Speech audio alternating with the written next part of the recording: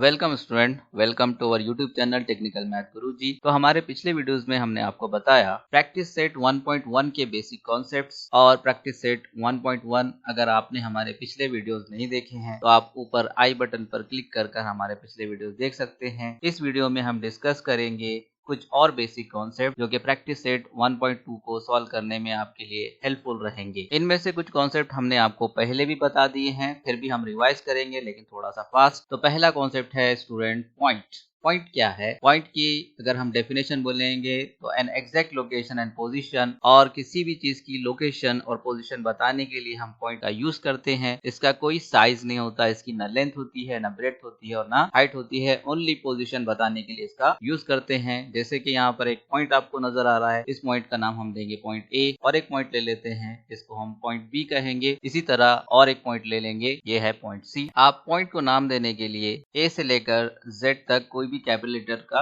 Use कर सकते हैं। तो चलिए नेक्स्ट कॉन्सेप्ट की तरफ बढ़ते हैं। नेक्स्ट कॉन्सेप्ट है हमारा लाइन। देखिए स्टूडेंट, लाइन क्या है? Line is a straight path of points that has no beginning and no end, यानी कि पॉइंट्स से मिलकर बनी होती है जिसका कोई बिगिनिंग नहीं है, कोई शुरुआत नहीं है और उसका कोई एंड नहीं है। पॉइंट हैज नो थिकनेस, इसकी थिकनेस भी नहीं होती है। And extend in both direction without and, infinitely ये आगे बढ़ती रहती है। जैसे कि यहाँ पर आप देख रहे हैं, एक लाइन है जो कि पॉइंट से मिलकर बनी है और इस लाइन को हम यहाँ पर एरो मार्क दे रहे हैं। एरो मार्क देने का मकसद क्या है? एरो मार्क देने से हम ये बता सकते हैं कि ये इस जानिब इन्फिनाइटली आगे बढ़ रही है, उसी तरीके से इस जानिब भी इन्फिनाइटली आगे बढ़ रही है। लाइन चूंकि पॉइंट से मिलकर बनी होती है तो हम इसके ऊपर कोई दो पॉइंट ले लेंगे इस लाइन का नाम देने के लिए। जैसे एक पॉइंट है, इस पॉइंट को हम बोल सकते हैं पॉइंट P। उसी तरह लाइन के ऊपर और एक पॉइंट ले लेंगे, इस पॉइंट को हम बोलेंगे Q। और इसको पढ़ने के लिए आप इसको इस तरीके से पढ़ सकते हैं, लाइन PQ। ओके स्टूडेंट, या फिर आप PQ के ऊपर एक छोटी सी लाइन बना देंगे, इस तरीके से भी इसे लिखा जा सकता है। चलिए एक और लाइन बना लेते हैं। इस लाइन के ऊपर दो पॉइंट ले लेंगे, पहले पॉइंट को पॉइंट A कहेंगे और दूसरे पॉइंट को पॉइंट B कहेंगे। तो ये हो गई है हमारी लाइन AB। और इसके बाद इसको हम सिंगल लेटर से भी हम बता सकते हैं। जैसे कि मैं यहाँ पर L लिखा हूँ, तो अगर आप इसको सिंगल लेटर से पढ़ना चाहें तो इसको आप लाइन LB कह सकते हैं। ओके स्टूडेंट, लाइन आपके समझ में आ गई। चलिए हमारे थर्ड कॉन्सेप्ट की तरफ हम बढ़ते हैं। हमारा थर्ड कॉन्सेप्ट है रे। अब रे क्या है बच्चों? रे भी एक लाइन का छोटा सा पार्ट है। रे is also portion of the line that has one end point and one extend in one direction infinitely। तो इसमें एक end point होता है और दूसरा point हम मालूम नहीं कर सकते, वो infinitely तौर पर आगे बढ़ते रहती है। तो रे एक साइड से फाइनाइट होती है और एक साइड से इनफाइनाइट होती है। जैसे कि हम यहाँ पर रे बना रहे हैं, इसके ऊपर भी हम दो पॉइंट ले लेते हैं। पहले पॉइंट को पॉइंट ए का नाम देंगे, दूसरे पॉइंट को पॉइंट बी का नाम देंगे। तो इसको आप पढ़ सकते हैं रे ए बी, या फिर आप उसको इस तरीके से भी लिख सकते हैं, ए बी के ऊपर आप एक छोटी सी रे बना देंगे। इसको आप रे बी ए नहीं पढ़ सकते, ये जो एंड है इसका फाइनाइट एंड है और इधर वाला जो एंड है ये इनफाइनाइट एंड है। तो एक तरफ से ये फाइनाइट होती है, यहाँ से शुरू होती है, लेकिन इसका जो एंड पॉइंट है हमें मालूम नहीं है, तो इसको आप रे ए बी पढ़ सकते हैं। नेक्स्ट कॉन्सेप्ट की तरफ बढ़ेंगे। नेक्स्ट कॉन्सेप्ट है हमारा लाइन सेगमेंट। लाइन सेगमेंट भी लाइन का एक छोटा सा पार्ट होता है। A line segment is a portion of line that has two end point। जैसे कि आपको मालूम है रे का एक end point होता है और उसी तरह से लाइन का कोई end point नहीं होता, लेकिन जो लाइन सेगमेंट होता है उसके end point होते हैं। यहाँ पर हम एक लाइन सेगमेंट बना लेते हैं, इसके ऊपर हम दो पॉइंट ले लेंगे। पहले पॉइंट को C नाम देंगे, दूसरे पॉइंट को D नाम देंगे। तो इसको आप इस तरीके से पढ़ सकते हैं, सेगमेंट CD, या फिर इन शॉर्ट इसको पढ़ा जा सकता है सेक CD। अब लाइन और लाइन सेगमेंट में ये डिफरेंस है बच्चों, लाइन की लेंथ मेजर नहीं कर सकते, लेकिन लाइन सेगमेंट की लेंथ हम मेजर कर सकते हैं। इसको स्केल के जरिए हम नाप सकते हैं। रे को भी हम मेजर नहीं कर सकते। चलिए आगे बढ़ते हैं हमारे नेक्स्ट कॉन्सेप्ट की तरफ। हमारा नेक्स्ट कॉन्सेप्ट है कॉन्ग्रुएंट सेगमेंट्स। अब कॉन्ग्रुएंट सेगमेंट क्या है बच्चों? If the length of two segments is equal then the two segments are congruent. कि अगर कोई दो सेगमेंट की लेंथ इक्वल है तो वो सेगमेंट्स कॉन्ग्रुएंट सेगमेंट कहलाते हैं। जैसे कि दो सेगमेंट हम बना रहे हैं, पहले सेगमेंट को हम ए बी नाम देंगे और उसी के जैसा ही दूसरा सेगमेंट उतनी ही लेंथ का CD बना रहे हैं। अब ये दोनों सेगमेंट इक्वल लेंथ के हैं। फॉर एग्जांपल इसका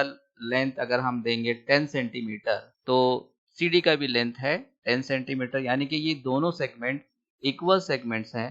तो ऐसे सेगमेंट्स को हम कॉन्ग्रुएंट सेगमेंट कहते हैं। यानी कि length of A B and length of C D दोनों के लेंथ इक्वल हैं। इसी तरह इसको हम इस तरीके से पढ़ सकते हैं, seg A B is congruent to seg C D, यानी कि ये जो साइन है, ये जो सिंबल है, ये सिंबल कॉन्ग्रुएंट के लिए हम यूज करते हैं। तो इक्वल और कॉन्ग्रुएंट का मतलब एक ही है, लेकिन जब हम फिगर्स की बात करते हैं तो फिगर में हम कॉन्ग्रुएंट इस सिंबल का यूज करते हैं। चलिए नेक्स्ट कॉन्सेप्ट की तरफ बढ़ेंगे। हमारा नेक्स्ट कॉन्सेप्ट है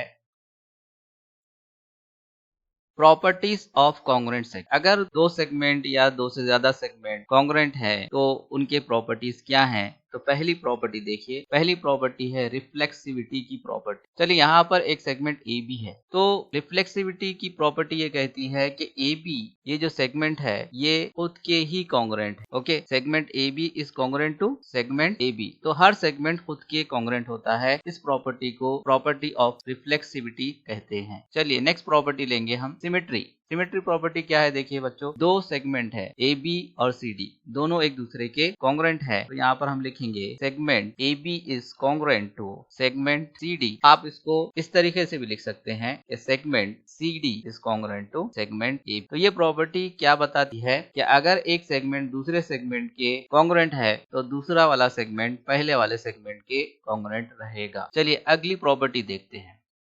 अगली प्रॉपर्टी है ट्रांजिटिविटी। जैसे कि यहाँ पर एक सेगमेंट ए बी है और एक सेगमेंट हम बना लेते हैं सेगमेंट सी डी है, दोनों एक दूसरे के कॉन्ग्रुएंट है, A B is congruent to C D. और उसी तरीके से और एक सेगमेंट कॉन्ग्रुएंट बना लेते हैं ई एफ, जो कि ए बी और सी डी दोनों का कॉन्ग्रुएंट सेगमेंट है। ये जो प्रॉपर्टी है ट्रांजिटिविटी की, तो ये क्या बताती है? If segment A B is congruent to segment C D and segment C D is congruent to segment E F, A B congruent है सी डी के, सी डी कॉन्ग्रुएंट है ई एफ के, इसका मतलब यह है कि A B is also congruent to E F. So we can say that segment A B is also congruent to segment E F. This property is called property of transitivity. आपको ये concept भी समझ में आया होगा। चलिए next concept की तरफ बढ़ते हैं। हमारा नेक्स्ट कॉन्सेप्ट है mid point of A segment, के जैसे कि इस कॉन्सेप्ट का नाम ही है मिड पॉइंट, यहाँ पर मिड पॉइंट होना कंपल्सरी है। तो चलिए एक सेगमेंट हम ड्रॉ करते हैं। सेगमेंट का नाम देंगे ए बी और यहाँ पर एक बिल्कुल बीचों बीच दरमियान में हम एक पॉइंट ले रहे हैं, उस पॉइंट का नाम हम दे रहे हैं पॉइंट एम। तो यहाँ पर देखिए बच्चों, ए डैश एम डैश बी, यानी कि तीनों पॉइंट्स कोलिनियर है। और उसी तरह सेगमेंट ए एम और सेगमेंट एम बी, तो ये वाला सेगमेंट ए एम और ये वाला सेगमेंट एम बी, ये दोनों एक दूसरे के कॉन्ग्रुएंट रहेंगे, दोनों का लेंथ सेम रहेगा। And M is called the midpoint of segment A B, ये एम ए बी का मिड पॉइंट कहलाएगा। Every segment has one and only one midpoint, हर सेगमेंट का सिर्फ और सिर्फ एक ही मिड पॉइंट होता है। चलिए नेक्स्ट कॉन्सेप्ट की तरफ बढ़ेंगे।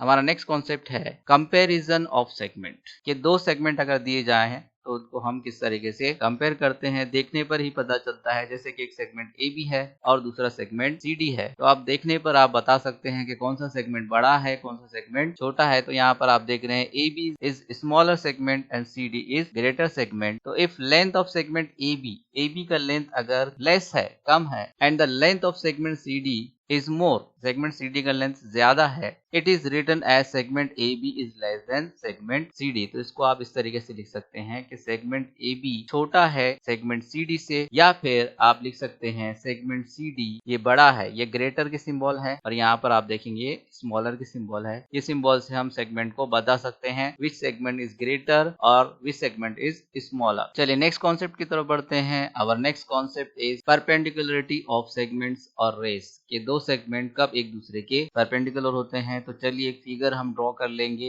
This is the figure, observe this figure students. इस फिगर के अंदर आप गौर कीजिए कि यहाँ पर दो लाइन ए बी और लाइन सी एक दूसरे के ऊपर परपेंडिकुलर है। यहाँ पर दो सेगमेंट ए बी और सी डी एक दूसरे पर परपेंडिकुलर है। यहाँ पर आप देख रहे हैं रे ए बी और सी डी, रे सी डी या रे डी सी एक दूसरे के ऊपर परपेंडिकुलर है। यानी कि परपेंडिकुलर है मतलब ये एक दूसरे के साथ 90 डिग्री का एंगल बना रहे हैं, तभी हम कह सकते हैं कि ये दो सेगमेंट, दो रेज या दो लाइन एक दूसरे के परपेंडिकुलर हैं। तो आप लिख सकते हैं यहाँ पर segment A B perpendicular, this symbol shows perpendicular, segment A B perpendicular segment C D, या फिर आप इसको लिख सकते हैं line A B is perpendicular line C D, या फिर आप लिख सकते हैं रे ए बी इज परपेंडिकुलर रे सी डी। यानी कि यहाँ पर आप तीनों भी कॉन्सेप्ट आपके क्लियर हो रहे हैं कि ये दो सेगमेंट भी एक दूसरे के ऊपर परपेंडिकुलर हो सकते हैं, या एक सेगमेंट एक लाइन, या एक लाइन एक सेगमेंट, या एक रे एक लाइन, ये एक दूसरे के परपेंडिकुलर होते हैं, तो ये जो सिंबल है ये परपेंडिकुलर के लिए यूज किया जाता है। परपेंडिकुलर है मतलब 90 डिग्री का एंगल ये